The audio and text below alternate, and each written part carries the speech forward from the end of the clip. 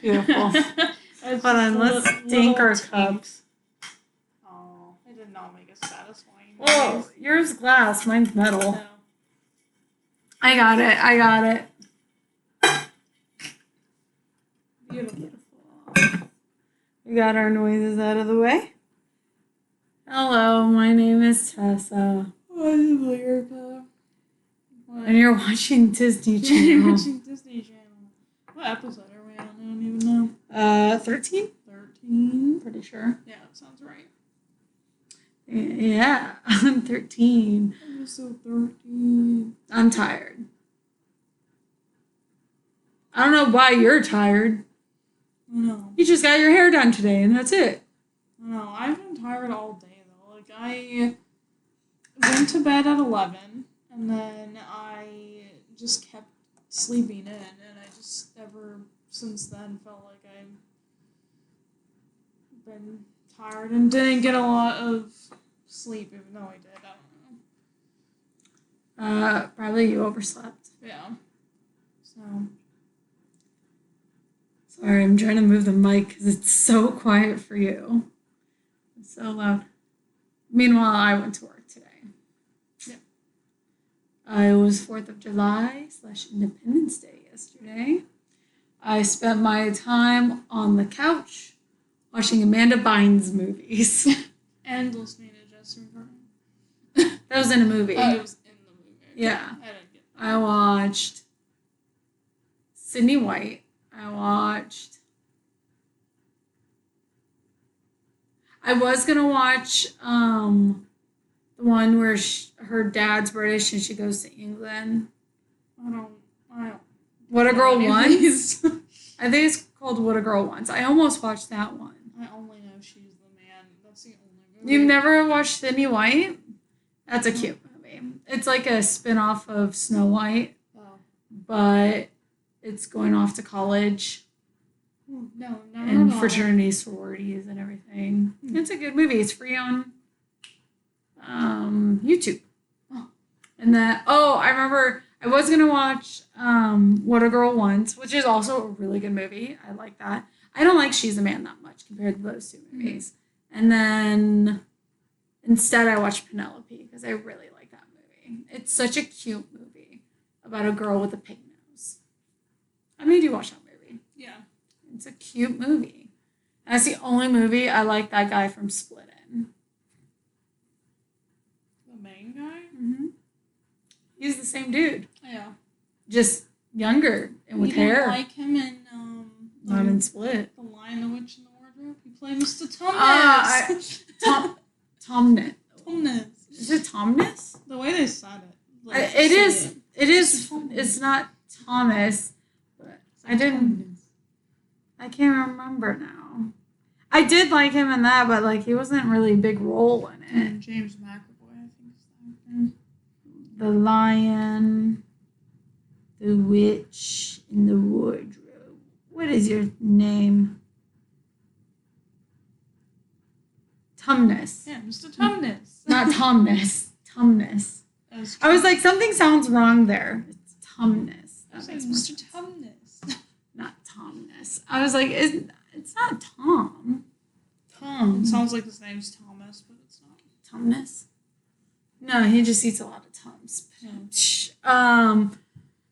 That's how I spent my 4th of July. I got another Lego set. I have 2 flower. Just went right on your head. Okay. I saved you. So, yeah, because it was going to kill me. It was. I got 2 floral Lego sets. One for my grandma, which is an orchid, and one I bought, which is that bonsai tree that went like viral like 3 years ago. And I finally bought it. And I want more. But I gotta buy a swimsuit first. And those are pricey. Oh, yeah. The ones that I need. I can't get like a bikini or tankini. I can't really get any like normal swimsuit. I have to get a I think it's called a rash guard. I'm pretty sure that's what it's called. Where it's like what surfers wear. Where it's one piece. Sometimes people get 2 pieces, but it's one piece, long sleeves, covers the back. I need to get one of those. because my moles are questionable. I have a very questionable mole on my back, so I need something that covers my back. And I almost always get sunburn on my shoulders, so I need to wear something long. Plus, also with the tattoos, I don't want them to fade super fast, so I'm trying to avoid them in the sunlight as much as possible. So I need to buy those. And those are pricey. They're like $50. I want to buy 2. So it's $100. But I have like 12 options in my shopping cart right now. But we are going to a music festival next week. I'm very excited. So we might not do an episode next week. We won't do an episode next week. Yeah. Because that means that we have to record, I have to edit and upload all in one day. That's gonna be a lot. I could do it without the TikTok. I could do that pretty easily if you want to do it, because we're not leaving until Thursday. We record Wednesdays. Yeah. So I could do it Wednesday night and be fine. I gotta bring my homework with to do some homework while I'm there. It's gonna be fun. Don't worry, because on my vacation 2 weeks later with my family, I also have to bring my homework and properly do my homework. Or I could do it all on the weekend before. That might kill me. I might just do my assignment on the drive there. Because it's like a 4, 5... How far away is Branson? 4 hours? 4-hour drive, Branson. Maybe a little bit longer. 5 hours. Oh, 6 hours.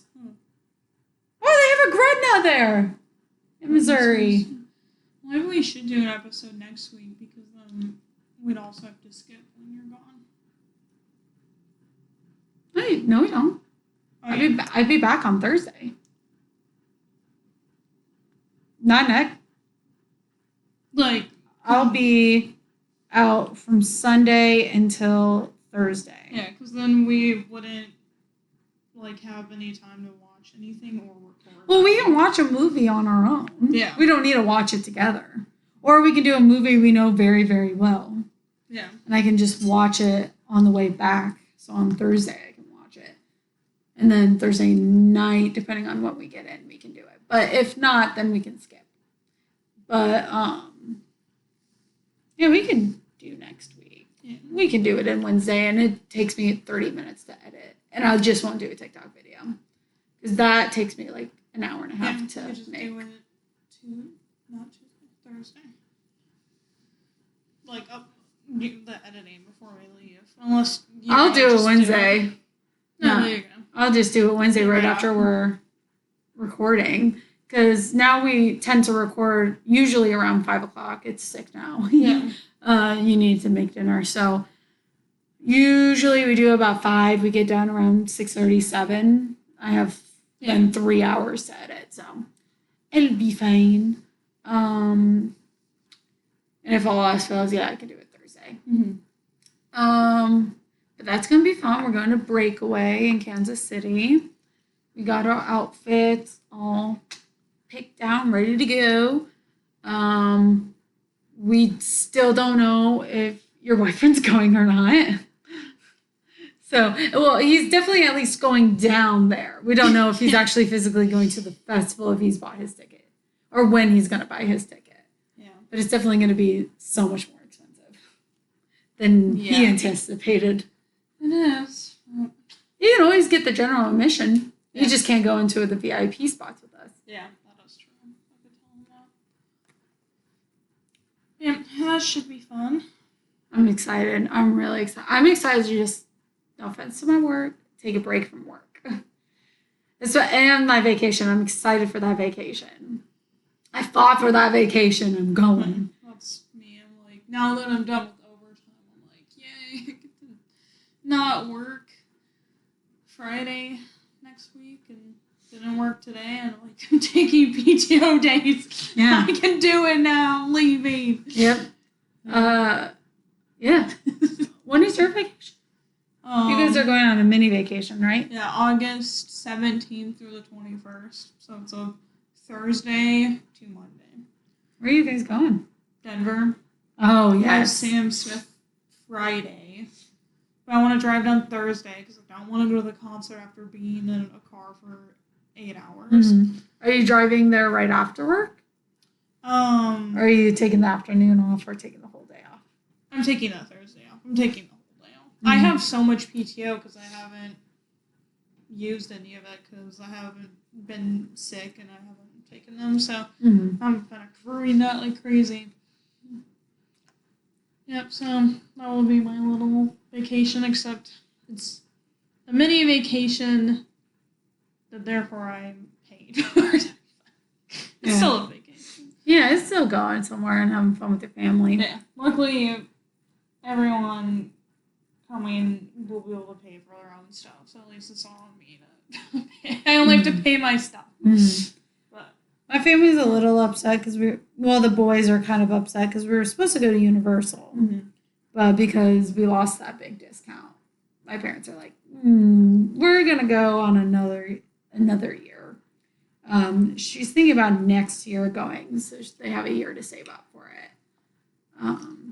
But instead, my parents are like, do you want to go to Branson? I'm like, yeah, there's another Titanic museum over there. There's an amusement park too. Silver Dollar City. I don't know if it's still there, but I don't know if my family's gonna go to that. My mom is the organizer. She's the one that says what we're doing, and I just follow along. That's where Cal and I got lost from our family, and then we got in that big argument. And you hit her. And I hit them. God. Yeah, Branson's fun. I liked it the one time I went. They have a cool what's it, like the Ripley, like Believe It or Not, where you. What? You know, it's like the stuff that you go there and it's like just interesting things. I think they still have. Oh, like Las Vegas or like that place in Tennessee. Yeah, the last time when I went there with my family, like I remember there was like a giant Hulk made out of like Legos or something like that. So yeah, it's a very touristy town. Fun things. But my mom found a really cool. I don't know if it's an Airbnb or like a resort thing. That gave her discounts for like tickets to go stuff, do stuff and everything. So, kind of looks a little old. Like it doesn't look like modern, kind of like old style. But like, hey, we got discounts on tickets and stuff. So I'm like, okay, we're only sleeping there for like 4 days, so that's fine. But I'm excited. The only thing I know about Branson is now the amusement park, but the Titanic Museum. And I really want to go to that again. I survived last time I went. I went to the one in Tennessee.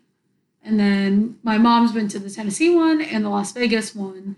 And so she wants to complete the collection and go to the one in Branson. And I want to go to the one in Branson and compare it to the one in Tennessee and see if they're similar or not. But so that week, warning you now, week of, I forgot the dates. On the 29th, there will be no episode. We're not dead. It's just I'm out of town, so we can't really record. We could record, but it would be a horrible recording. Yeah. And plus, my family would be upset if I'm sitting here recording and not going and doing things with them. But you will get an episode next week, though. Yeah. We're going to assure you that. But anything else to add, or are we going to move on to the movie? Okay. You got to think that hard. I don't have anything else. This week's movie, we're talking about one of my favorite movies of all time, Gone Girl. I fucking love Gone Girl. Gone Girl is based off of a book, which the book was inspired by the Lacey Peterson and Scott Peterson case. Lacey Peterson, I'm going into my true crime now. Lacey Peterson was pregnant with their child and she went missing, and then all of a sudden they found her body. Now thinking about it, I can't remember if they found their body in a lake or they found her body in like on a lawn with a lot of snow because it was kind of snowy. I don't remember which one. I mix up cases sometimes. I should research these things before I talk. Where was Lacey Peterson? where was Lacey's body found? It was a lake. Nope, it was a bay. Badly decomposed body and her body of her unborn son were discovered in San Francisco Bay. Which, fun fact, Scott Peterson was arrested and charged for the murder of Lacey Peterson, his pregnant wife. So this story is based off of that story. Well, influenced by that story. There's a lot of things that don't quite match up. And I wouldn't mind comparing the movie to the actual story. I might do that.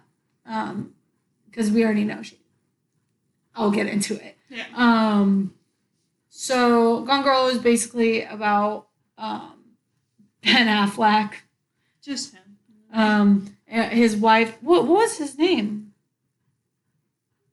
Oh my god, I can't remember his name. My brain can only think of Scott, and it's not Scott. Who are you, Ben Affleck? God. Affleck. I know her name. Her name is Amy, the wife. Yeah. Amazing Amy.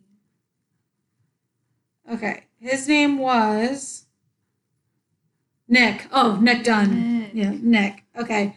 So Nick, he finds out his wife is missing, and the movie is just about him trying to find his wife. Yeah. And the police also trying to find his wife and thinks that he killed her. Yeah. Because there are signs of she was murdered. Now here's your formal spoiler alert. Yeah. Stop listening. This is also a very good movie. I recommend you watch it before you listen to this. Spoiler alert. It's good to go in blind. Yeah, very good to go in blind.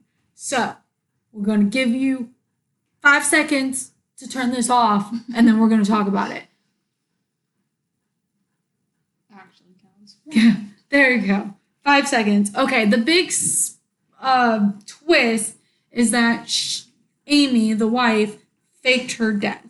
She staged everything to incriminate Nick into making the police think that he killed her to get him arrested and then given the death penalty. Yeah, because she wanted revenge because he was cheating on her. And she, of course, would want revenge for that, except she's kind of... He was cheating on her with a college student. Yeah. A very young college student named Andy. Played by Emily Ratajkowski. There's a J, though. Is that silent? Yeah. Ratajkowski? Yeah. Who is a actress, but also... Not an actress. A model, but also was in the Blurred Lines music video. That's when I first saw her. Oh, yeah, she was in that. That's what I told you when we started watching it. And she came on and I said, she's from Blurred Lines. I wasn't thinking the music video. Yeah, Blurred Lines, the music video. Just saying something. I saw her boobies on that music video before this movie. So you watched the uncensored version then? Oh yeah, I faked my age for that. My age on my YouTube right now thinks I'm 39. I also saw the uncensored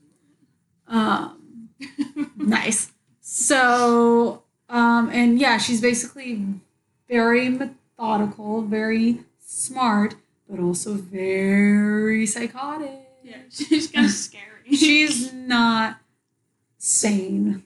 Yeah. In the mind. She's not all there. 100%, if I could diagnose people. So you should diagnose right now. I would say, yeah, she should be antisocial personality disorder. Because she doesn't care about other people's feelings. She only cares about the power she has over them. Yeah. That's why her revenge plot wasn't to get back at him, was to literally kill herself, convict him of the murder, and kill him. Yeah. Through the death penalty. Which is, so just because he cheated, which removed. Well, somebody cheating on you is, I feel like revenge is acceptable, but she just is to the point where it's so far from removed from a normal reaction to be like, I'm going to kill myself so I can elaborately set up that he killed me, he killed himself, and so that way he can go on trial and get the death penalty. Mm-hmm. Yep. I was like, you don't need to die. But what I'm thinking of, because I love true crime, my issue is, so she wanted to kill herself, throw herself into the lake, and that's how they'll find her body, and then they have a body, and then they can fully convict Nick for the death penalty. My issue is, one of the plots of like why they think she was killed was she drained out her blood and then spilled it on the ground and then smeared it, and they're like, nobody can lose that much amount of blood in one instance and then survive. Yeah. It's not survivable. Now we just need to find a body. My issue is, I guess never mind. Because I was thinking, well, if they find her body and they don't see any wounds on her, or if they see healed wounds, they're going to know she lived after. Yeah. But I think what she was thinking through that was, when you're in a lake, you decompose faster.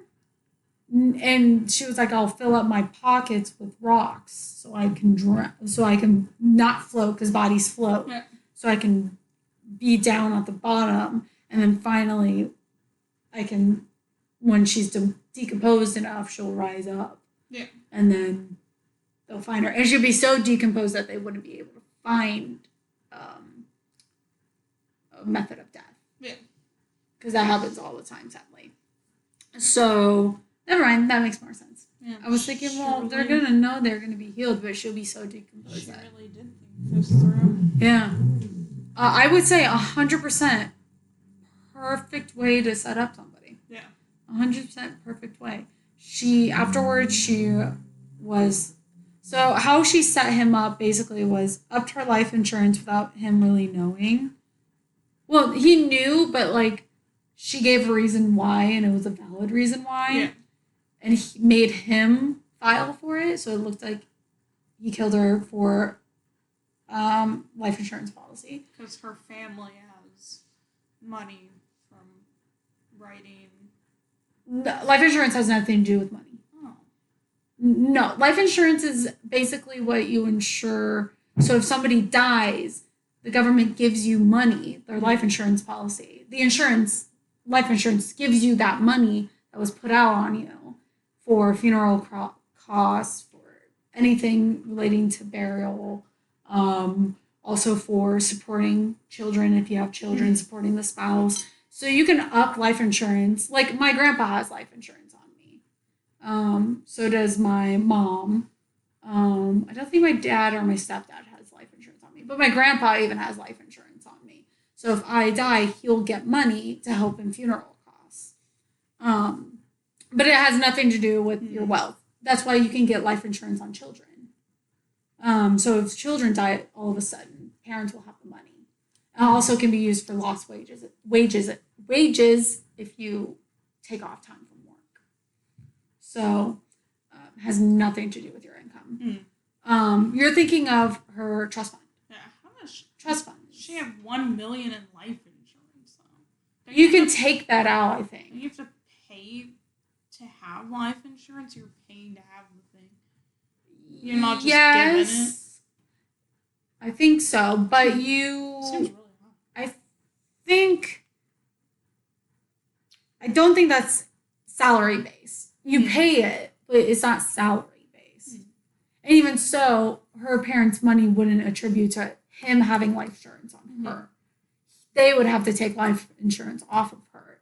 Then they would pay for it. So it'd be Nick's money that goes to her life insurance. How to pay for life insurance. Yeah, so there's plans.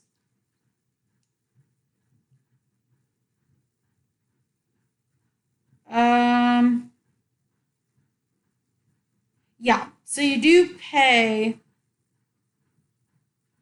through electronic funds transfer, personal check, cashier's check. Wait, hold on.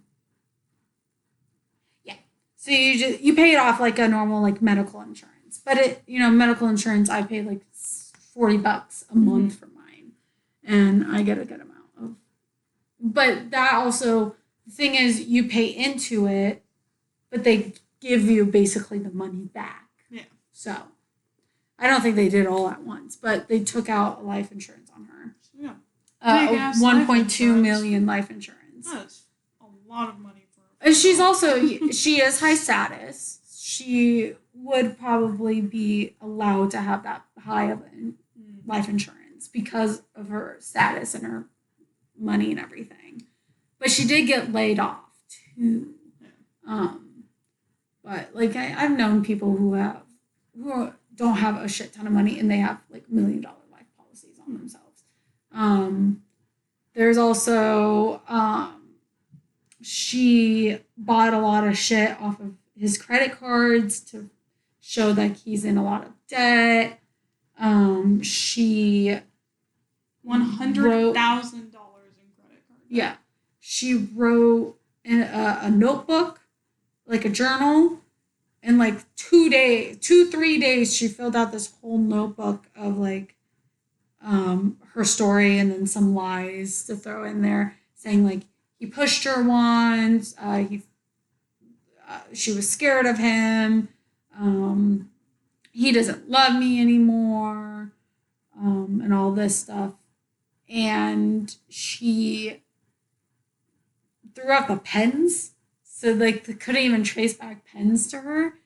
The thing is, I'm pretty sure handwriting analysis people can tell when something was written based off of the pen. I've heard that's what historians do. Dating is the paper and, like, the penmanship. I wonder they can if date things. They wouldn't have really thought about it, though. Like, no, but afterwards, when she came back, he could have. Yeah. To prove this is weird. What else? She did some other things. Oh, the living room. She messed it all up, made it look like there was a struggle, but she kept up the picture frames, so it looked staged. Because if you did like a big stomp, they would have fallen over easily. So she staged it that way. She said to make it look almost right, but not all the way. So detectives have some suspicion. She ran away. She changed she ate a lot, so she gained a little bit of weight. She changed her hair. She stopped kind of taking care of herself as much to just look like a different person. Had a shit ton of cash. Had a getaway car that she paid with cash. Yeah. Everything. So I was like, damn. Well, she had a whole ass plan.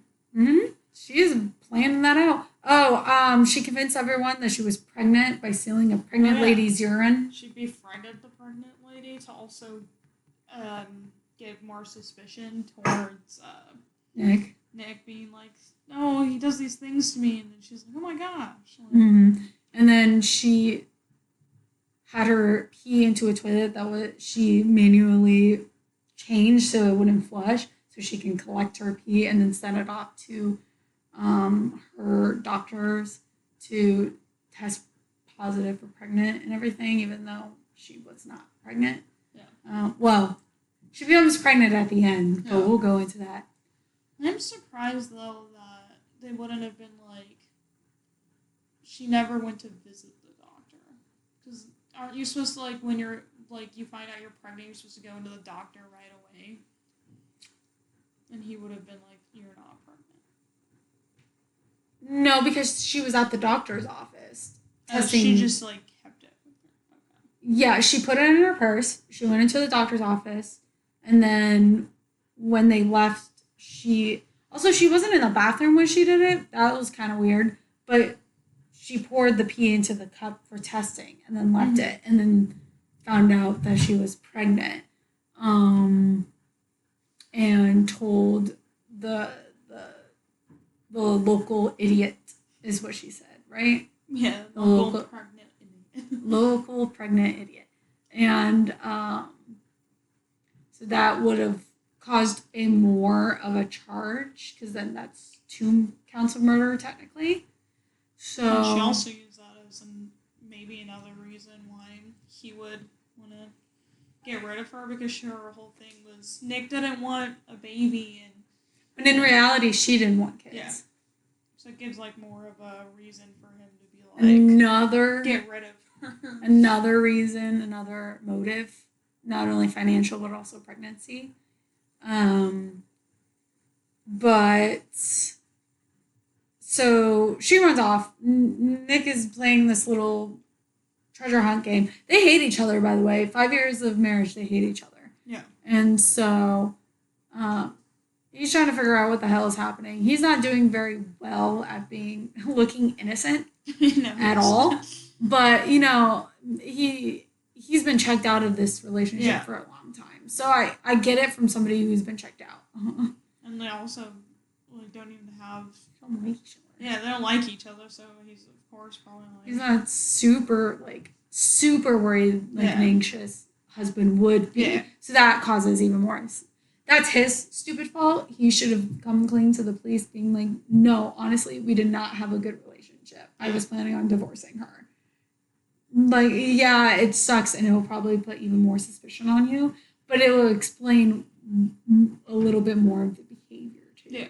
But, she runs off. He's playing this game that she leaves clues, and then he has to find them, and then finds their anniversary present. This is happening on their anniversary, by the way. And she also frames him she got him these puppet things, and one of the legs of the puppets she dips into her blood and then throws it into the fireplace and starts the fire. So it has her blood on it, so it looks like she was killed by this wood thing. Yeah, this wood stick from the Punch and Judy puppets. That's what they're called. That's gonna... Hitting it doesn't wake it up. You're supposed to move it. And so he's playing that game, trying to figure out clues, because the clues are ways of her telling him that she knows that he's cheating. And the last clue brings him to a woodshed, and there's all the things she bought in the Punch and Judy puppets and everything. So that's how he finds out, like, she faked her death, and she's putting it on him now. Meanwhile, she gets away. She's living at this grubby little place. Like a motel apartment kind of deal? I think it's like a long stay motel. Yeah. And she I don't want to get into the 2 people out there, but she basically gets robbed. She has nowhere else to go, so she goes to her ex, who is a little also on the crazy side. Yeah. They dated in college, and then she broke up with him, and then he tried to commit suicide on her bed. Did that actually happen, or is that what she said happened? Because I wasn't clear about what that was going on. I think it might have happened. Because when he started saying it, when Nick confronted him and started saying those things, he never denied it. Mm-hmm. And he didn't look like... He looked like, why would you say that? Like, he looked pissed off that he was saying that to him. Mm-hmm. Being like, don't talk about my past. Mm-hmm. I was just wondering, because I know he went to the other guy who was framed by her, so I don't know if he was actually framed or... I think she was lying, saying that he was stalking her. Oh, I don't think he was actually stalking her, because she got the law involved with the stalking thing, and then he tried to commit suicide. So that's why I think, maybe not on her bed, but I think he did try to commit suicide, because the way he acts, I kind of get that vibe. Played by Neil Patrick Harrison, also. So she runs to him. uses this whole facade saying, like, I had to fake my death. He was very abusive. Nick was abusive to me, blah, blah, blah. He basically takes her in, but then is like, I'm keeping you here. Becomes, again, very possessive. And so she wants to get out. She doesn't want to be there anymore. So she seduces him. This is by, like couple weeks after she goes to him for help, for a safe haven. She goes to him. She frames him for kidnapping. She has sex with him and slices his throat with a box cutter and kills him. So she goes back. They reunite. He's pissed off. She's like, what did I miss? She makes it seem like he actually assaulted her by doing. Oh yeah. Yeah. So way, kidnapped her, assaulted, all that jazz. She has a tight alibi again. For not really. Where she is. Well, yeah. It's not very tight. Because she did it on the fly and didn't have a lot of time to prep. It wasn't perfect. So that's why the detective was like, things are not adding up here. Oh, they can't do anything. Yeah. Because feds are involved. But she comes home. He's pissed off. She's pissed off. He's like, I want to leave you. She's like, oh, yes, leave the girl who was kidnapped, raped, and eventually pregnant. Oh, yes, leave now. Leave now. Blah, blah, blah. So, she finds out that she's pregnant. And basically at the end, he literally cannot leave. That's basically the whole thing. He's literally stuck. He'll be known as the guy who left his kidnapped, assaulted wife. Yeah. Alone with a baby. Not gonna be a great look for No. So, really good movie. I was thinking, what if he just moved to another country where no one knows? Sure. Yeah. But he would have to convince his sister Go. He has a twin sister, by the way. Go. Margot, but she goes by Go. And also Tyler Perry is in here. Not being Tyler Perry. He actually was a really good role. I liked him. Yeah. He's the attorney guy. Yeah. He's trying to help Nick. Yeah. Very good. 10 out of 10. I can already rate it. I love this book / movie. I also read the book because I love the movie so much. Book is super good. I like the book better than the movie, but the movie is really good at emulating the book. There's just some key parts of it that they're missing, and they didn't show it quite in the movie. Fun fact, the book, he's actually a lot more sexist because his dad is a really bad sexist, horrible sexist. Cheated on his mom, on his wife, and just very, very sexist. You kind of see it because he's calling every woman a bitch and everything, the dad. But Nick, when he gets angry in the book, it shows that he's very sexist. Internalized sexist. He doesn't outwardly do it, but internalized. Yeah, it's a really good, interesting book. There's some scenes that are missing that are really interesting. But overall, movie's really good at emulating the book to quite a T, I would say. Not to the T, but quite a T. What? Quite a T. But there was a point I was gonna go, but I kind of got sidetracked and I forgot. So basically, she is, I would say. Oh, I remember now. Mm-hmm. So she was explaining in her dialogue of when she went away. Driving away after you find out she's actually alive. She's talking about how she views love. And a huge part of antisocial personality disorder is they don't typically feel love and connection to people. They try to, but they don't know how to. So with her, how she looked at love was she would chameleon. Yeah. Whatever the guy wanted, she would emulate. So it's chameleon to an extreme. Because she's doing it for power and to control somebody. Yeah, I was going to say. While some people who chameleon, like me or my stepdad, we chameleon, and it's not because of we want to control somebody. It's just we want people to like us. Yeah. So we put on almost like a mask. Yeah. So like at work, I put on my mask for work where I'm not really myself. Which is kind of a normal thing to do because you usually tend to act differently in different situations because it requires I don't think you do. I think you act the same way. You do at work and at home with me. At work, I'm a little bit more reserved. I'm talking... No. No. Because at the State Patrol, you were very fun. You were very talkative. It's your work now because you don't have that social element. If you have a social element, you act exactly the same. Except maybe not as cussy. I don't think you cuss as much. Yeah. You don't cuss at work. No, but, I don't cuss at work. What? I don't cuss at work. Yeah. So you don't chameleon as much because your personality is pretty universal. Like at work, you're pretty much you. When you're not at work, you're you. So with me, I'm overly nice at work. Mm-hmm. I'm not confrontational. You know me outside of work. I'm very confrontational.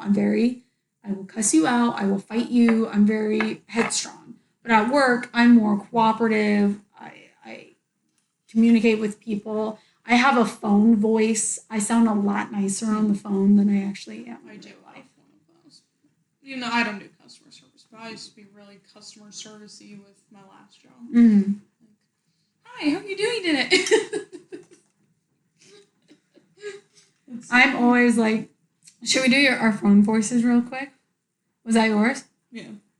Okay, I gotta pretend I'm on the phone. I do my whole spiel too. Like even though a lot of people wouldn't like do an introduction, I had it ingrained in my brain to always be like, Nebraska. Like if I'm talking about it now, like my job. Can I say my job? It doesn't matter. I'd be like, Nebraska Medicine. This is Lyrica. How may I help you? And, like, it's always that where, like, other people just answer the phone and they'll be like, this is me. And I'm like, my brain's like, no, it's been ingrained in my brain to do that whole spiel every time. That's what I do. I always go, I gotta pretend I'm on the phone so I can actually do the voice, because sometimes I can't. Hi, this is Tessa. No, wait, I don't do that. I say, this is Children's Neurology. My name is Tessa. How can I help you? I always do how can I help you? Because I'm talking to parents. I'm not talking to like people within my job. So I always go, this is Children's Neurology. This is Tessa. How can I help you? So my voice goes super high, but I talk like this. So I would do that. I would hang up. And then one of my coworkers, she used to work at a phone service, a communication service. And she would always go, you have such a great customer service, like phone voice. And I'm like, really? So I'd go like, oh, thank you. Have a great day. Bye-bye. It takes my soul. I even say my introduction, even if I know who's calling, like I'll know it's going to be one of the financial counselors because they'll teams me first going, can I call you? And I'm like, sure. You still do the spiel? Yeah, because I don't do that. I'm never sure, so I'm like, I'm just going to say it anyways. Because I feel weird answering the phone and just being like, hi. Do you not have caller ID? Burped. Yeah, I know. I do, but it only comes up as phone numbers. So you don't have caller ID? So no, you don't. Because that's why you can't figure out what my phone number is when like I call, because the numbers are masked, so you can only call the person if you have their direct line, so it doesn't show you caller ID, because they don't want you to have that person's number unless you're supposed to have it. Ew. Yeah. Well, ours aren't, so we get caller ID, so I know when like a nurse is calling me. The only time I don't know is the actual clinic. But I have that phone number memorized, and it's like your work where the area code and the first 3 digits are the same, but the last 4 are different. So I always look at the last 4, or I look and see if it's a 955 number. If it's a 955 number, then I know it's in the hospital. So I always, if it's one that I recognize, so a nurse or the clinic, I will answer just this is Tess. And then they'll tell me. Oh, I still do it. The only time is even if it's even if it's within the hospital, I will still answer with that, just because to make sure they're calling the right place, like because there's so many clinics, and nephrology is a lot like neurology. I get that all the time, so I always make sure that they're calling the right place first. So unless if it's nurses or the clinic, I always say it. But with those, anyways, we are on a topic that has not. But what the fuck? How did we start on phones? Customer service voices because of being chameleon. Yes, chameleon. She's a chameleon. That's a big antisocial personality disorder. She's like to kind of manipulate them into liking her a bit, being like, I'm the perfect girl for you, and finds out all the things that they kind of like, or the kind of vibe that of girl that they like, and then changes herself to fit that, so therefore they'll want to be with her. But she likes Nick the most because she finds him the most interesting of all the past guys that she's dated. And she's always done like messed up things. Like one guy, she framed sexual assault on him. The other, Neil Patrick Harrison's character, she either lied about committing suicide possibly, but I think she lied saying that he was stalking her and coming after her and threatening her and stuff like that, getting a restraining order against him. She's kind of like a master manipulator. Yeah. She's probably can also be seen possibly as a narcissist and also a chronic liar. What is that called? When you're chronically lying. There's an actual phrase. Yeah, I don't know. Yeah, you know it. Yeah, I don't know what it is at the moment. The name. Hold on. Google's really helping me today. Pathologically. Oh, yeah. Pathological liar. I was like, I know the thing, but I don't know the name. My brain was not working. Yeah. She's a pathological liar, so, which makes sense because antisocial always has pathological lying in there. One thing I also noticed is when she's talking about their relationship, she was talking about how they like to be seen as kind of the perfect couple, which made me think she also likes the idea of being seen as the perfect couple, and so therefore she's the perfect wife, and that was kind of it's also like a power move too. Like, I'm better than all y'all bitches, but you know, it's a sad movie. At the end, it's sad. Yeah, like not being able to get out or anything. What else do you want to talk about the movie? Is there anything else specific? My favorite one is the ending. Just like, I don't know, I've tried to think through many scenarios of how he could leave. And it's like, could he really not leave? Because it is a really shitty situation because, like, he already didn't have a job. So, like, and now the, like, search was also public thing. So it's not just his town would know, it's the whole, it'd be America knows because it was on TV and getting news coverage and all that. And so it's like, if he does leave, then he's not going to have, most likely he's not going to get hired. Well, what I was thinking, like, maybe in a year he could leave. But now that she's pregnant, he is in, like, a crossfire because he's like, well, he wanted kids. And so he wants a child. Yeah. And so he feels obligated. Even though it's not his child, he feels obligated to be this child's father because his child's father was murdered. Poor guy also. Like, he was not a good guy. Like, Neil Patrick Harrison's character, not a good guy in essence. But now his family and the world will know him as a kidnapper, a rapist. I was thinking about that. Like, even though he is dead, his entire legacy of who he is as a person has been tainted, and people are just going to think that's him. And also, like, could also impact his family because people Mm-hmm. tend to also go this was your son and ridicule them for she doesn't care. She didn't care, and that all she cared about was leaving. She just uses people to get the things she wants. Mm-hmm. The way she does stuff too is so cold too. Mm-hmm. She doesn't have normal emotions. The wine bottle. We won't go into detail about the wine bottle. Yeah. But I could do that and just be like, all done. Not a check that off the box. So, also one of my favorite things is her calendar. She just keeps moving and her sticky note kill herself, and it's there's no sense of I'm gonna die. She's so cold about it. She's just moving it around like it's a task to cross off. What a lot of people compare antisocial, actual people who suffer from antisocial personality disorder, not in the movies, but real people.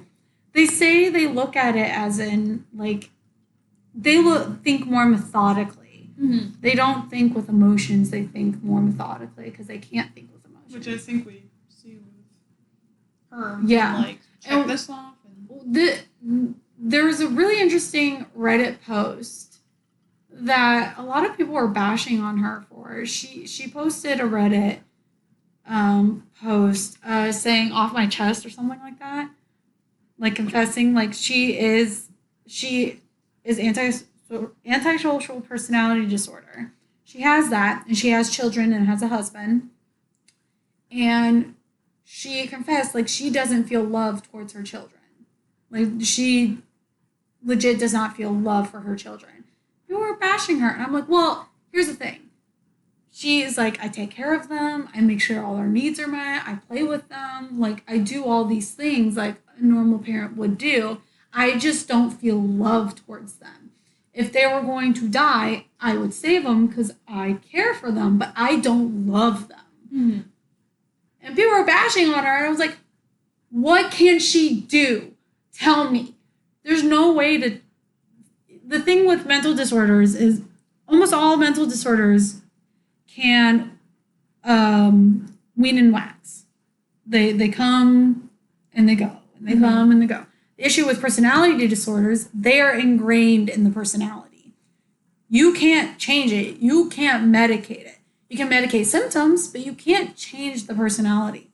What you do is with somebody with any type of personality disorder is you make them aware of what's good and what's bad, what society sees as good and bad, and you give them tools on how to live a normal life as possible, but not be a deviant. Don't kill people.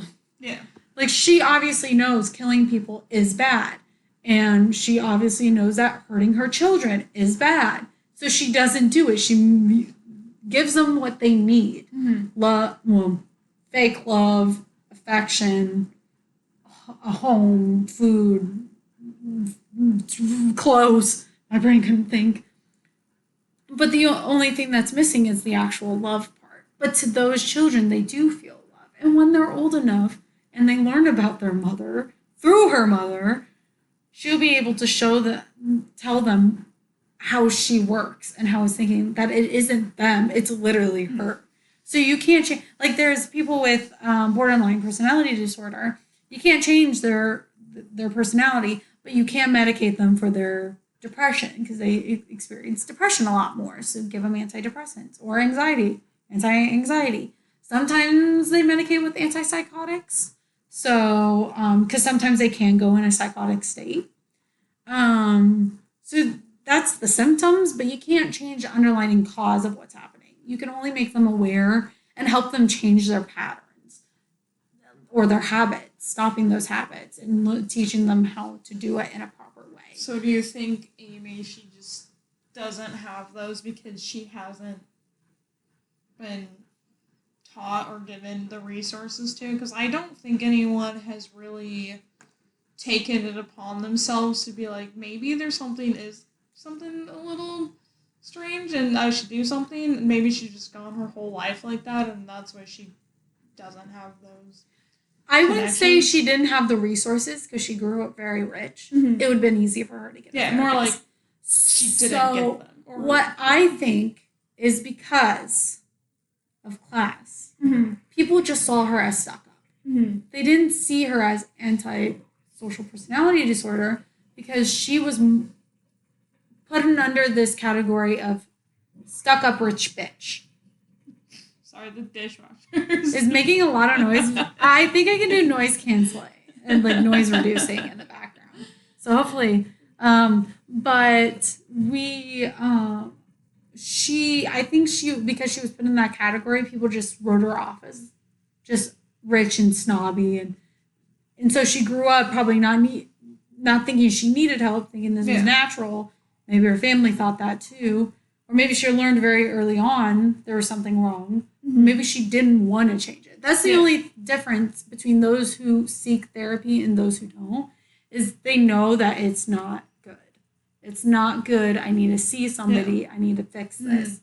That's what I was thinking. Well, maybe for her, she thought this was a great thing. She gets power and she loves it. So maybe she really, really enjoys it. A lot of people with antisocial personality disorder is pretty, I don't want to say pretty rare, but it's not as popular as most people believe. Let me see the statistics on how many actually go to therapy and how many people actually have it. I was just thinking, because I know that tends to be used as like all antisocial people are going to be murderers, but that's not the case. But I was trying to think of why Amy eventually graduated to that, like where that happened. So and it would be antisocial personality people. Yeah. It wouldn't be because antisocial is an actual thing. It's not a disorder. Being antisocial, you just don't like people. Mm-hmm. But there's also spin-offs of like there's people who are avoidant, who have avoidant personality disorder, which kind of sounds similar. But avoidant, they just avoid social interactions at all costs. Antisocial personality disorder, the reason why it's called antisocial is because they do not have the capacities of right and wrong, which are social issues. So they don't have the capacity for that, so then that means they're antisocial norms. So that's why it's labeled antisocial. It's not like in the realm of like avoidant personality disorder. It says here that an estimated 3.6 to 6% of adults have antisocial personality. So not insanely rare, but it's not super common as some people think it is. 3 times more common among men than women. They also have concurring mental health conditions such as depression, anxiety, bipolar, and substance use.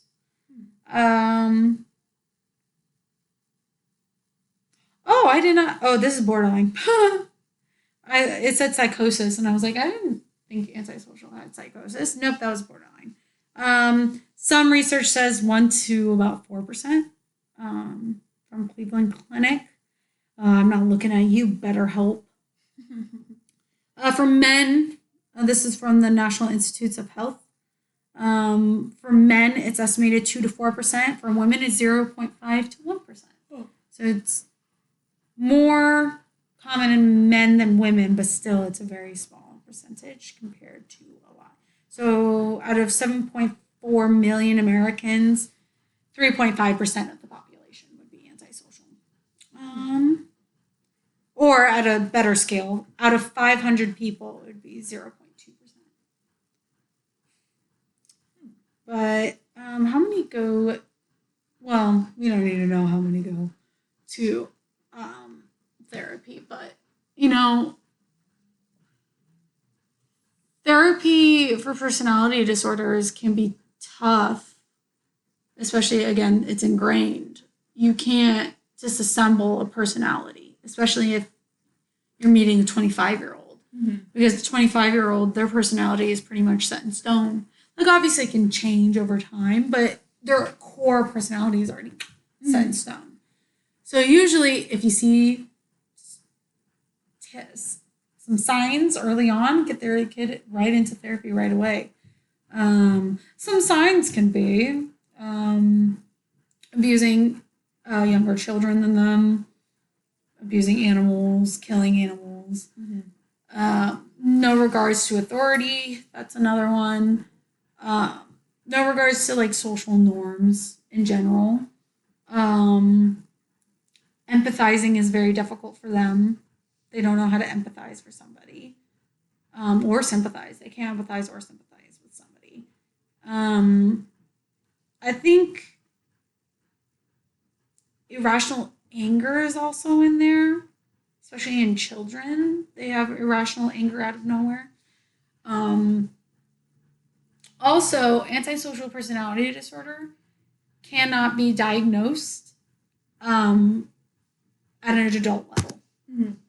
If you're an adult and you've never sought help and you weren't diagnosed with optional defiant disorder, you cannot be diagnosed as an adult as antisocial personality disorder.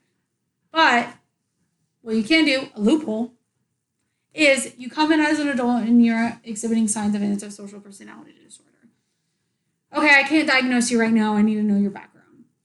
If a therapist learns about their background, learns about their childhood, and says, okay, you obviously had I always say it wrong. Oppositional defiant disorder? Yeah. Yeah, if they had that or symptoms of that enough to be diagnosed if they were being seen as a child, then the therapist then can diagnose them because then they have exhibited behaviors as an adult, as a child to an adult. Now, if they went through their past and they do not have any of those symptoms, they cannot diagnose them as antisocial personality disorder. They have to be oppositional defiant disorder diagnosed first. Whether it was them as an adult and they get diagnosed as a child in real time or in that same time as an adult, they find symptoms of that enough to be diagnosed then yes. But you cannot be diagnosed with antisocial personality disorder if you had no symptoms as a child. Because that doesn't show personality then. Yeah. It shows something else. So it could be some other mental disorder. So you have to have that one. That's one of the only disorders that have that need to be diagnosed with something as a child to then be diagnosed as antisocial personality disorder. Interesting. Mm-hmm. With every other disorder, you can diagnose as a child, basically. I'm trying to think if there's any that you cannot be diagnosed with. There's certain ones that you can't be diagnosed with, like schizophrenia, but that's statistics because people don't develop schizophrenia really until they're about men, it's late teens to early 20s. Women, it's I believe like early 20s is when they start getting symptoms. So that, yeah, you can't diagnose a child with schizophrenia because it literally doesn't pop up as children. It doesn't pop up until later in their teens and early 20s. So, but I don't think any other disorder has like a prerequisite besides antisocial personality disorder.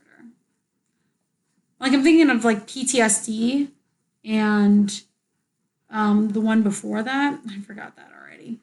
We talked about it where it's 1 month you're diagnosed with this, but if it's past 1 month, you're diagnosed with PTSD. But to be diagnosed with PTSD, you don't need to be diagnosed with that first one. So that doesn't really count. So yeah, antisocial personality disorder is a very special one.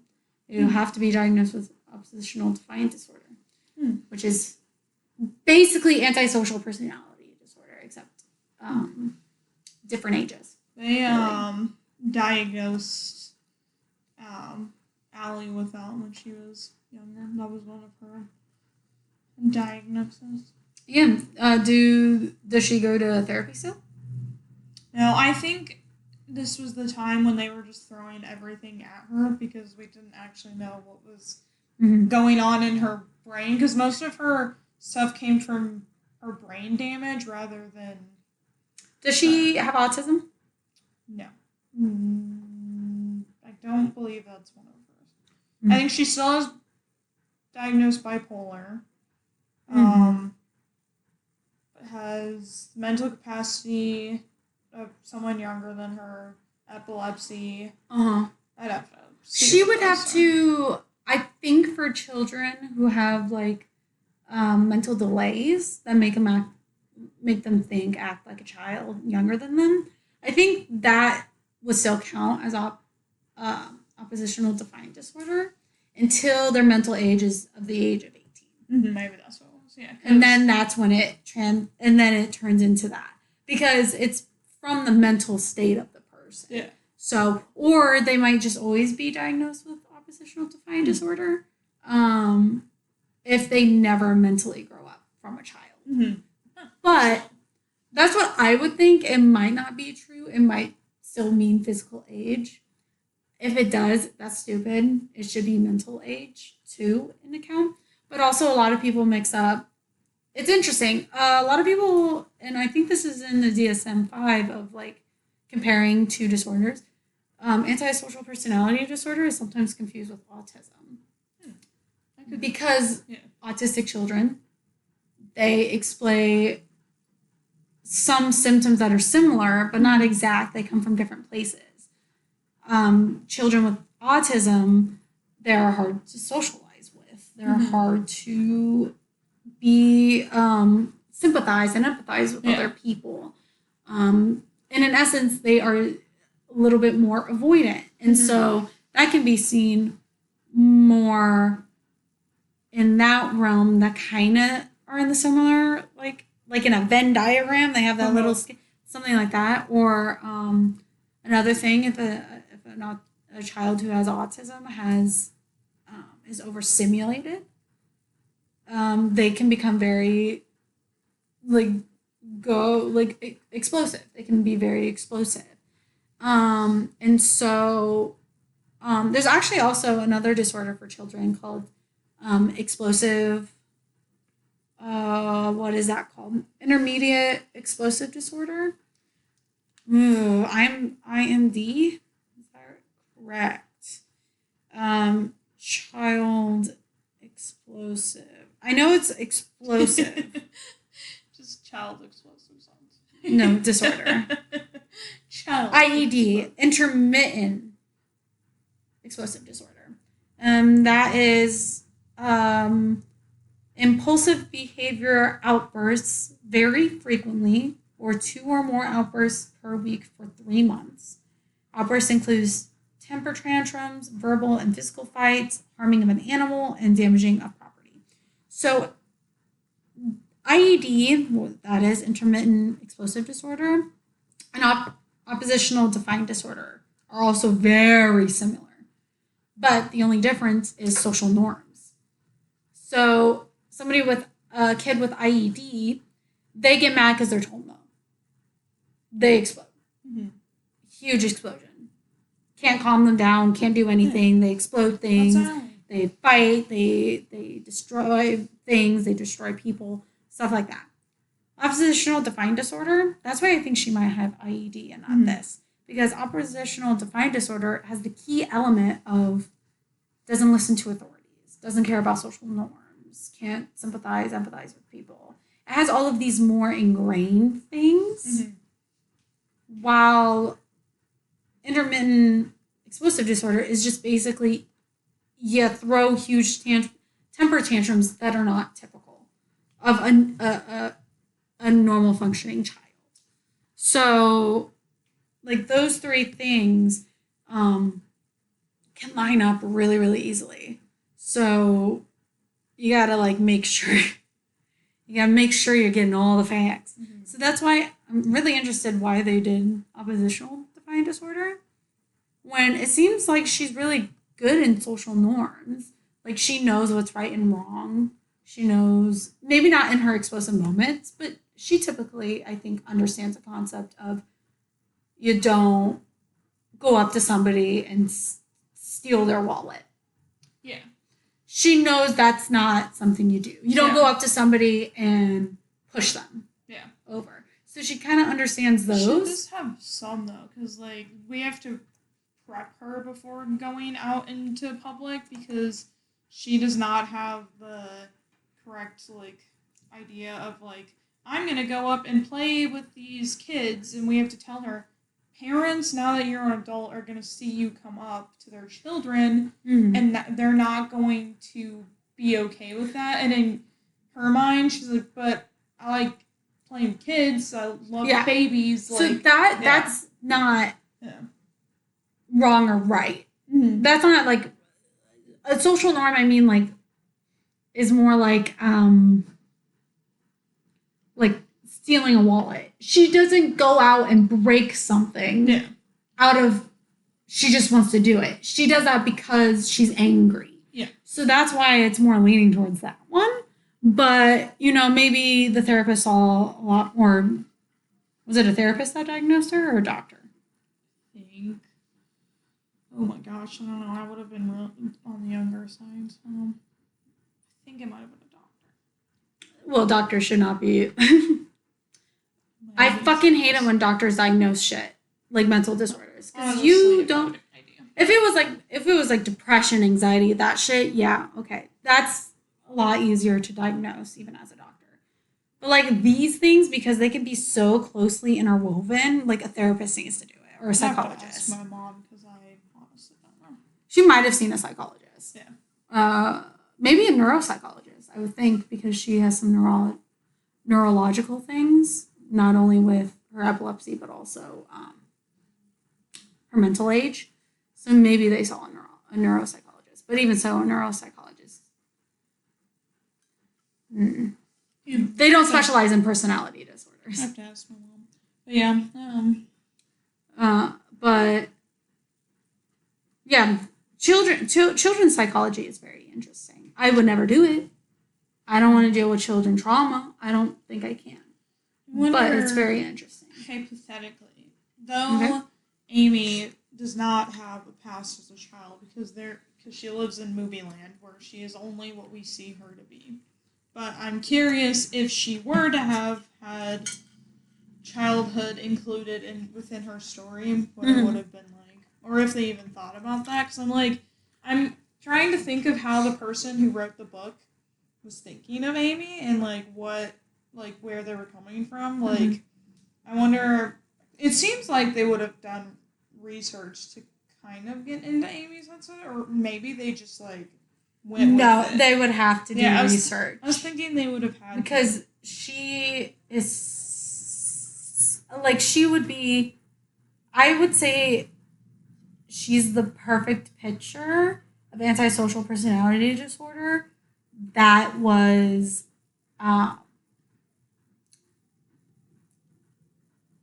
non-typical. Because typical, they know something's wrong, they know the norms, even though they don't feel anything, they know not to do it. So she's like the atypical version of what a perfect one would be, except the extremes side of killing herself and framing her husband for murdering her, that kind of stuff. That's extreme. That's more movie stuff. But not really, because a lot of serial killers have been diagnosed with antisocial personality disorder. And what's similar with all three of them, real life serial killers with antisocial personality disorder and Amy, is they both are very cunning. They're chameleons. They're very cunning. They know how to talk to somebody. They know how to feel somebody out. They know how to manipulate people. So that's a big one. Another big sign for real life serial killers with antisocial personality disorder is the harm of animals in their childhood. So maybe she killed some animals. Yeah. Well, I know one thing that Amy had in her childhood that you can kind of see in the scene where they're at the book signing. Oh, yeah. For her family. And she's going through... Just the family, using her childhood. Yeah. Well, no. Not entirely. It's more in depth. Yeah. So her parents wrote books called Amazing Amy, taking her childhood and making it better. And yeah, you can compare it, but at the same time, you can kind of see that her parents kind of neglected her. Yeah, that's what I was thinking. And and maybe not in the biggest way of neglect. Like, they fed her, they were there for her. But, like, they turned her childhood and turned it into the way they wanted it to be. And that was something she always had to deal with. Yeah. Of, like, well, she couldn't have a dog, but Amazing Amy got the dog. Yeah. So, you know, a lot of probably her jealousy, her issues with power and jealousy come also from that. Being so young and being judged and not being able to have the things that... It's almost like a sibling thing. Yeah. Like, Amazing Amy was like her sibling. Yeah. Who was the chosen child, and the other child wasn't seen as good. Yeah. So, you know, that can't... I don't think that can cause antisocial personality disorder, but it can definitely aid in it. Yeah. Like, it can feed into her possible thirst for power and manipulating people, because, you know, Amazing Amy can't do this, but I can. Yeah. Stuff like that. So you kind of see a little glimpse into the childhood of her family. But, you know, her when her parents were talking to the detectives, they did say, like, she was a perfect girl. She was, like, a good girl growing up. So that's why I don't think that she didn't have possibly the typical signs of, you know, and maybe it might not even be antisocial personality disorder. She might just have extreme narcissistic personality disorder. Mm-hmm. She only cares about what she wants and doesn't care what other people want, which could also be a reason why they're not seeing anything in her childhood that was concerning for parents. Like, if a child killed an animal and liked it, like, that's an obvious sign that they possibly have oppositional defiant disorder. I feel like they would know. And maybe that's why they never got her a dog. Because maybe she was killing animals. But I feel like she would have told the detectives for that. So, yeah. So, I don't... Yeah. Or maybe they were just trying to hide it because they want to be So, I would say she either has antisocial personality disorder, or she has possibly just extreme narcissistic personality disorder. She only cares about what she wants. She thinks she's the best person in the world. She basically is in love with herself. Think of Gaston from Beauty and the Beast. That is Amy. That is Amy. Just minus the singing. Let's make Gone Girl. They should have made a musical. Put it on Broadway. I could see it. That'd be interesting. A musical? I fucking hate it. They make musicals of everything. And don't make it a musical. I would love to see it in a play version. I saw, this is kind of off the topic. I saw Murder on the Orient Express play version. So good. So interesting. I like it. I like the movie, and I got the book, but the play version is really, really interesting. I would love to see how they would make Gone Girl into a play. Don't make it into a fucking musical, though. I won't go if it's a musical. It takes all the fun out of it. Where's Amy? No, I don't need it. That'd be funny. If it was a comedy. Yeah. But Gone Girl is sad. I don't want it to be a comedy. That'd be wild. Just thinking of it now in my brain. Mm-hmm. Anything else you want to discuss in the movie? Topics of discussion? Well, the thing from movie perspective wise, I like how the movie on an L here withholds enough information from the audience, but also gives you enough information at the same time to really question what's going on, which is what a good kind of... Does this movie classify as a mystery? I don't know. Yeah, it's based off of a mystery book. Mystery, yeah. So I got it. I got Google. What a good mystery should be is you're given enough parts to question, but then enough parts to also believe, so it keeps guessing. Thriller, mystery, drama. Okay, I was gonna say. Yeah, it's definitely a mystery because you don't know what happened to her. Yeah. And in the book, it's the same way. You don't know what happened to her until literally what they said in the movie was, what was it? Oh, it feels so good to be dead. Or I'm so happy to be dead. Or something like that. And that's how they did it in the book. That was the first line of dialogue you switched to. And you're like, what the fuck? Because I'm pretty sure in the book, from what I remember, is they flip-flop between perspectives. Mm-hmm. So it's Nick, what he's feeling in the moment, and then they go to Amy, but her memories that she wrote into her diary entries, and then they switch to Amy, and then all of a sudden, I'm so happy that I'm dead. And I'm like, is this a diary entry? What is this? And then they split, and it's a big shock. But I watched the movie before I read the book. I really wished I read the book before because that would have been the biggest gasp I would have ever because of how they styled it. Yeah. But anyways, continue. I hit my hand very hard. Yeah, so I like how they did that, and I also like once we find out Amy's not dead, seeing her thought process behind things, because you get Nick's perspective a little bit. Like, you get what Nick is saying, and you're like, he didn't do these things. So you get where he's coming from, and then you have Amy come in, and like her diary entries are painting a completely different picture. Mm-hmm. So you're getting that side of things, and you get her actual perspective of what's going on, which then reinforces what Nick had been saying this whole time. Like, no, like, I didn't push her. I wanted kids. So I find it interesting.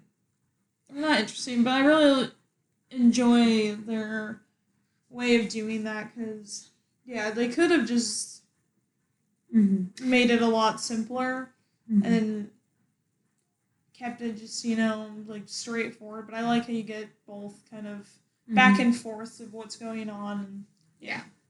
And also, one other note is, so she never wanted kids. The only reason she had sex with Neil Patrick Harrison's character, oh my god, his name. Is it Harrison or Harris? Harris. Neil Patrick Harris's character was because she wanted to get pregnant. The only way she could do that was by doing that because I think she wanted to keep Nick stuck.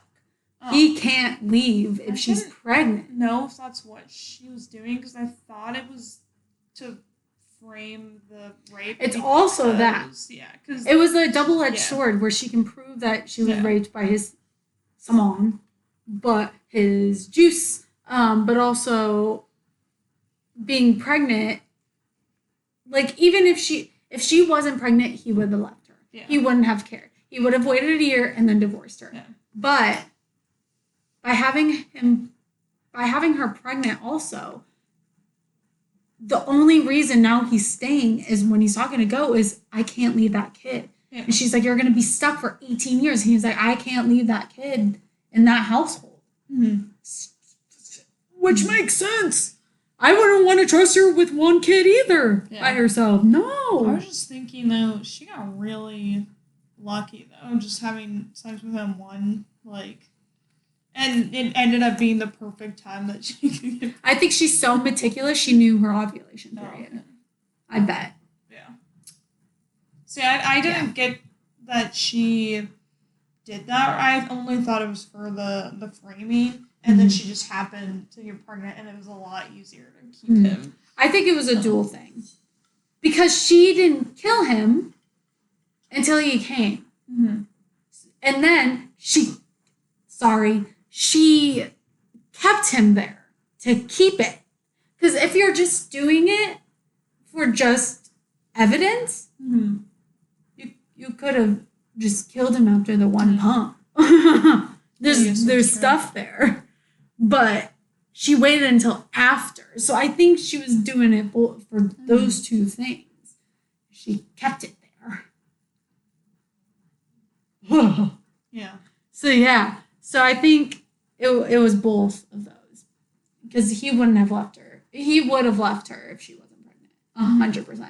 He wouldn't have cared. But because there's a kid there, now he feels like he has to stay. Mm-hmm. And it makes sense, because I would too. I wouldn't trust that bitch. Yeah. I feel like his reputation, even if she wasn't pregnant, would still be kind of tarnished. Be like, you left your kidnapped raped Yeah, wife but there behind. wouldn't be, like, he could move away and that's fine. Yeah. Like, it will die down. He could have a reason, being like, she can get over my cheating, and the financial problems, so, we can be together anymore. Boom, done. But because there's a child there now, he's worried about the child's safety. He's worried about how that would even make him look even worse about leaving his child. And he probably won't get full custody because she'll probably make up this huge thing. Yeah. And he already looks bad, so he wouldn't get any custody of the child. So there's this whole thing. And he already knows what she can do. How does he know that she's not going to end up just killing this kid? Yeah. So, he's going to have to look over his shoulder his whole life. So what if she finally was like, he did something I didn't like, I'm just going to... That's why he can never piss her off again. Stage a suicide for him or something. Mm-hmm. Like, he's fucked. The only way I can honestly see him getting out of it, him dying. Yeah. Him killing himself. That's the only way that I can see him actually getting out of it completely. Yeah. But again, maybe him killing himself, she will kill the kid, so you don't really know. Yeah. She's screwed. Yeah. She doesn't want that kid. That's for what it symbolizes. That's going to be the strangest household for that kid to 100% grow up in.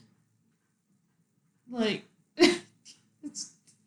I can't even wrap my brain around it. It'd be like so crazy, because then oh, hello, guest appearance from Go-Go. Sorry, did she scratch you? She stabbed me. I was seeing if she was going to sit on your lap.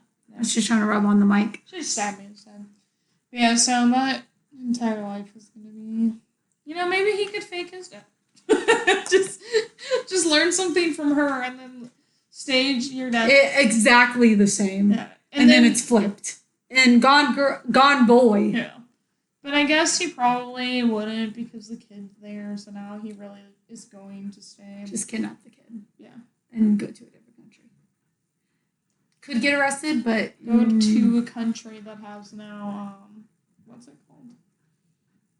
There's some countries where once you're there, the U.S. can't go in and get you. Oh. You have to come back for them. Non-extradited country. Just go there. Italy! Yeah. Does Italy do that? I don't know. I don't remember. No, Italy does. I can't remember. Yeah, so just get one of those, because then... Russia! They can't get you. Russia doesn't like... China! They don't like us. Yeah.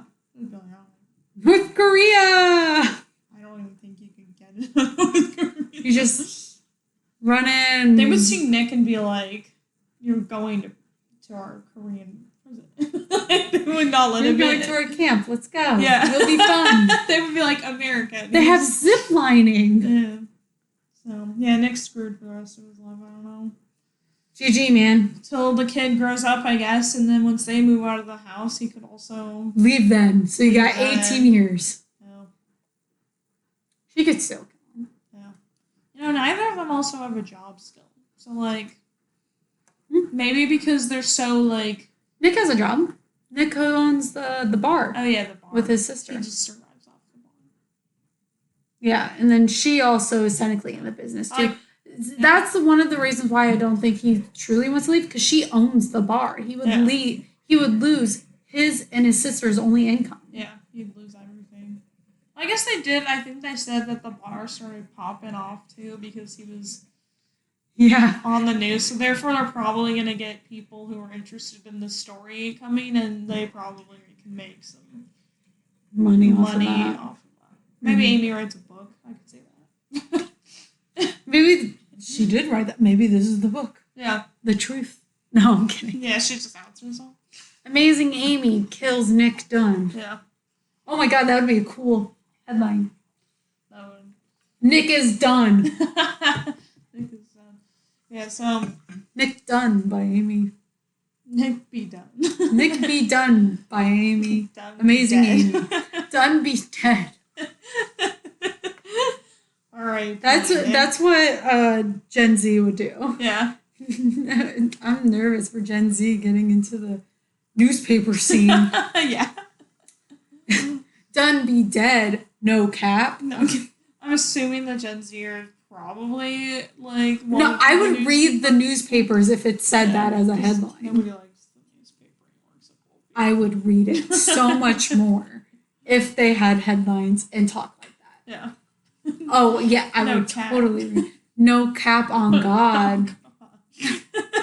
Have you seen? This is completely off topic, but there was this thing circulating if somebody like wrote a few pages of Harry Potter but Gen Z version. It's just like. Is there a TikTok?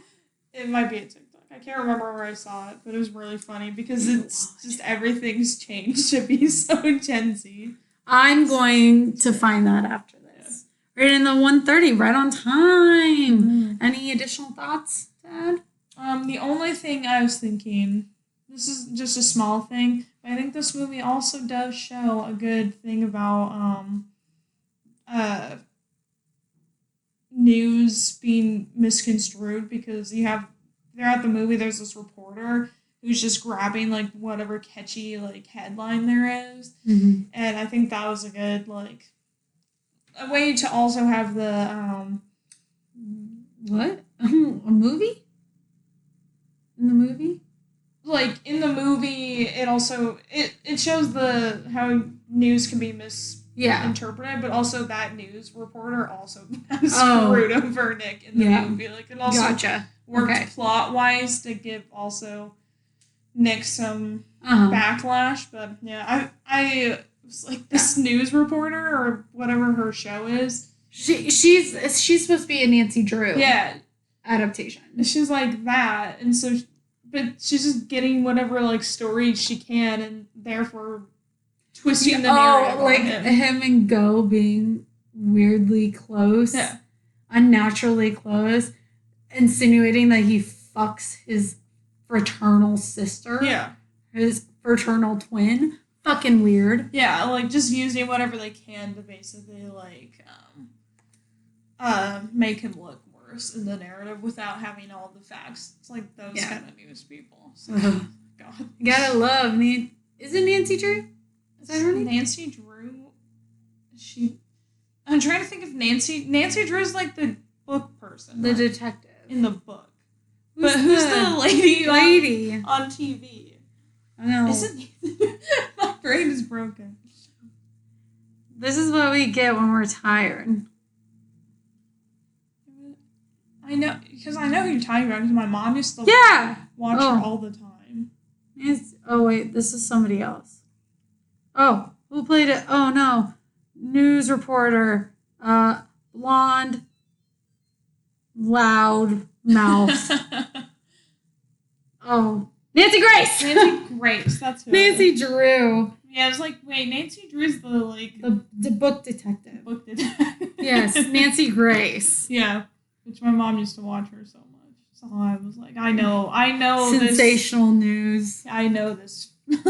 Like, this is something So did you see, like, the in the movie, that character, and you're like, that's Nancy Grace. That's Nancy Drew. Made the connection because that used to be on in our house all the time. I remember the Casey Anthony trial, watching like her reactions to it and like her news and stuff because that's what my mom would be watching. That's how I got all of my Casey Anthony news through Nancy Grace. Yeah. Please tell me she was at least roasting her, or was she defending? No, her? She was not. Oh, thank God. No, she was I was watching it and I was like, yeah, she did it. Like, she was news commentary. She was literally commentary before commentary became a thing. Yeah. Because that was not news reporting. Yeah. That was commentary because that had your opinions in it. Yeah, exactly. News reporters don't include that. Was that lady. Yeah, she was 100% a news commentator. A drama, a tea commentator. She was spilling that tea. Yeah, so I found that interesting, but it did make me think of, Helps you. you know, reporting things without having all the facts and how Yeah. that can then really misconstrue a narrative and change how people view it. Because she was swaying the public. Whoever watches her, they're going to be like... Just like Nancy Grace. Yeah, so, yeah. That was my other small tidbit. Well, great. We hit the 1:35. Perfect time to do strengths and weaknesses. Yeah. Strengths, go. Strengths. I think I already said mine in Okay, detail. Yeah. Weakness, go. Weakness. Or something you wish they did. Well, I do kind of wish we got to know more of her childhood. Mm-hmm. Just so I can dig deeper into who Amy is as a person and why she is the way she is. Mm-hmm. Like, was she like this as a kid? Mm-hmm. Even though that would make the movie even longer. But it would be interesting. Maybe with the cut scene with her talking about the books, maybe showing flashbacks really fast. Or something like that. But it was a 2.5-hour movie. Mm-hmm. But it doesn't feel like that. Yeah, it doesn't. One thing that I noticed was like 2.5 hours, that went by so quick. It's got good pacing. Yeah, it does. I would also agree on that weakness. Because that would have pinpointed more for me if it's antisocial or narcissistic. Mm-hmm. So I will agree on that weakness or thing that we wish they improved.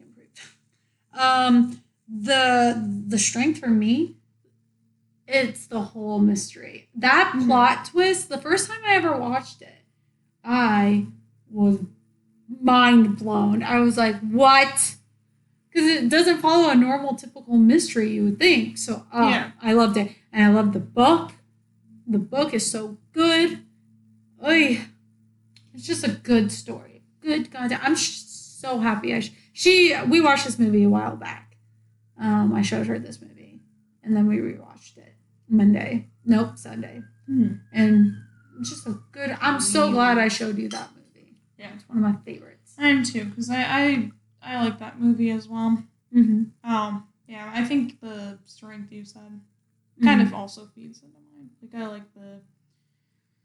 the different perspectives and then finding out. And then, you find out, like, halfway, so there's still even more to go on. Like, one thing we didn't touch on was Nick. He, of course, knows that she's not dead, but he also kind of baits her by going on a... No, he does. He doesn't know until the woodshed. Yeah. He kind of starts finding out, and then once he does, before she even returns back, he kind of also baits her. Like, you get that kind of back and forth in the beginning, but then you also still get a back and forth between them and a little bit of a way of them kind of being like, I know that you know. Mm-hmm. So. The actress who plays Amy, she's in another movie called I Care a Lot, where she also plays, like, a very... doesn't care about anyone. Narcissistic or antisocial. She plays another character like that. She's basically just the poster child of insanely manipulative woman. Yeah. And I love it. She's a blonde. Us blondies can manipulate the world. You're not a real blonde. You don't get it.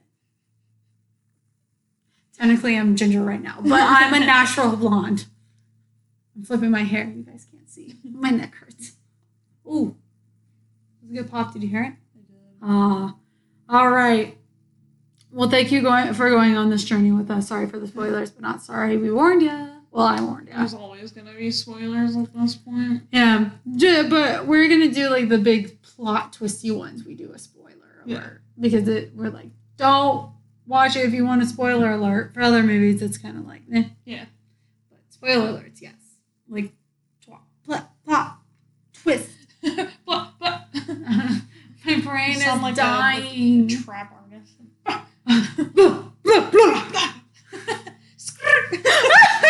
a good one. How many times have you done that to practice?